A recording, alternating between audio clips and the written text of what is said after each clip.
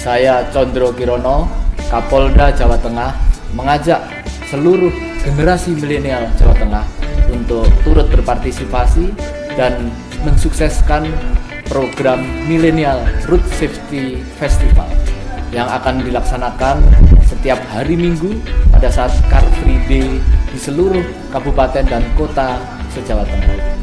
Ingat, mulai tanggal 3 Februari sampai 24 Maret 2019. Demi keselamatan kita bersama, mari kita wujudkan generasi milenial yang cinta tertib berlalu lintas menuju Indonesia gemilang.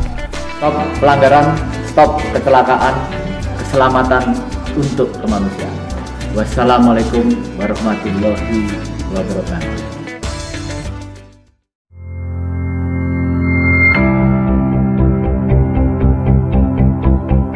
Membahas atau memikirkan road safety tidak hanya manual, parsial, konvensional, tapi sistem data, sistem kontrol, sistem pelayanan-pelayanan elektronik ini yang harus dibangun.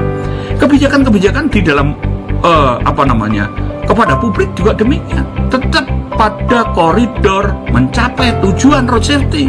Bukan masalah boleh dan tidak boleh, bukan mengizinkan ini oke dan tidak oke, tetapi pikirkanlah dampak dan efeknya. Ini harus kita pikirkan, bukan kita melarang, bukan tidak boleh, tetapi standar safety harus dipikirkan. Kita sadar, kita sayang, kita ingat sumber daya manusia adalah aset utama bangsa.